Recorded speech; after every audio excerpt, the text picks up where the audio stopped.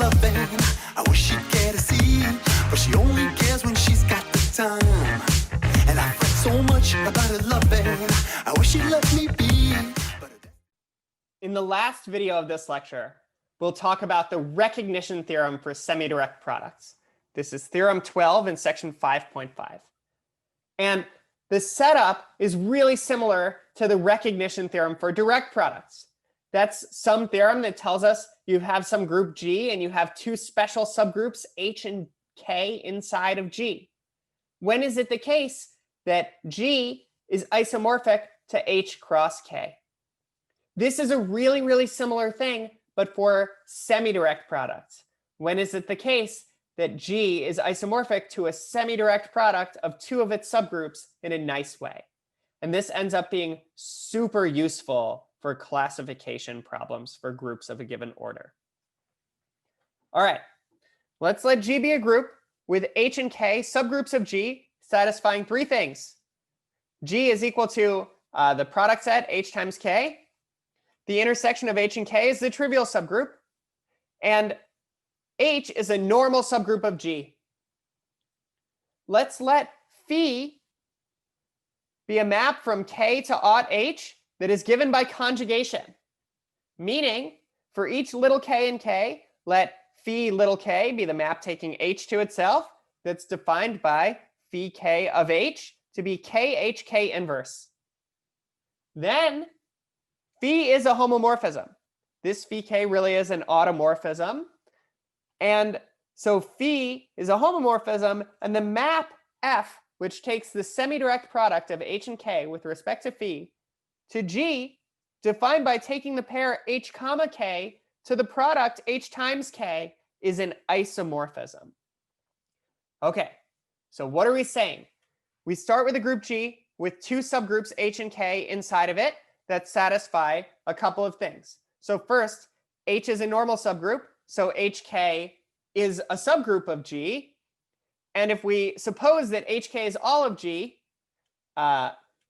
and we also suppose that the intersection of H and K is the trivial subgroup, then we know that every element in G can be written as something in H times something in K in a unique way. So we're going to use that later, something we already know. And let's point out that this is very, very similar looking to the setup for the recognition theorem for direct products. The difference is there we want to also suppose that K is a normal subgroup of G. So we have these subgroups inside of our group, and we define a homomorphism from K to aught H. Which one is it? It's the one given by conjugation.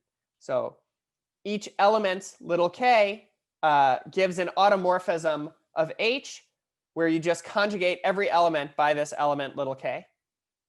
So what's happening is we start with a group G that has these two subgroups inside of it that satisfy these properties.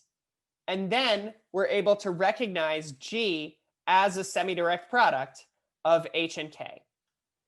That's a little different than just starting with two groups H and K that are not necessarily contained in a given subgroup, and then constructing a group out of them, their semidirect product.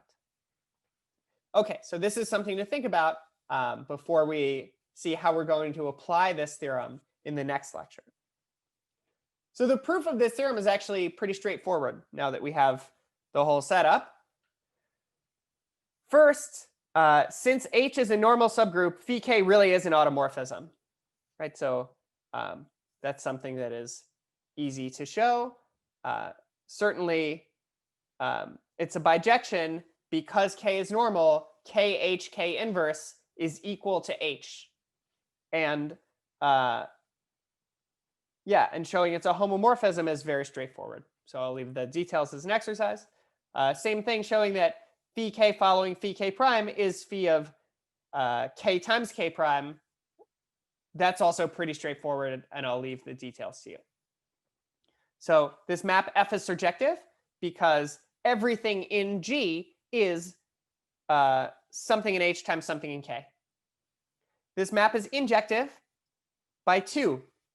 So if we know that the intersection of h and k is the trivial subgroup, then we know the number of ways of writing any element in hk as some little h times some little k is exactly 1. So the number of ways of writing an element in a product set like this is the size of the intersection. So if the intersection is trivial, there's a unique way to write anything in G. So in particular, there's a unique way to write 1 as something in H times something in K. I can think of one way, which is just take little h equals 1 and little k equals 1. And now that's the only way to have f of something equals the identity of G. So f is injective. So now we see that f is bijective. And we just have to check that f is a homomorphism. And we're going to do that very explicitly by just writing down what is f of hk times h prime k prime. That is f of h phi k of h prime, kk prime. And let's just apply f to that. So it's this product h phi k of h, kk prime. And now let's just put in what is phi k, phi k of h prime. What is phi k of h prime? Well, it's, so it's, I'm missing my primes here, but I think I fixed it. So it's h of phi k h prime, kk prime, which is h k h prime k inverse is phi k of h prime, because phi k is conjugation by k. And then we have k prime. I haven't put the parentheses in here because I want you to see where the cancellation happens. Here we just have a k inverse right next to a k, so those will cancel. And what we get is hk h prime k prime, and that is f of hk times f of h prime k prime. So the hard part about this theorem is not remembering the proof. It's remembering exactly what the setup is here.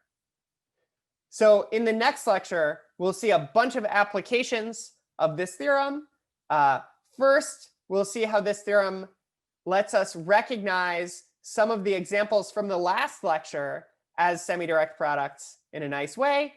And then we'll see how this theorem is useful in classifying groups of given order.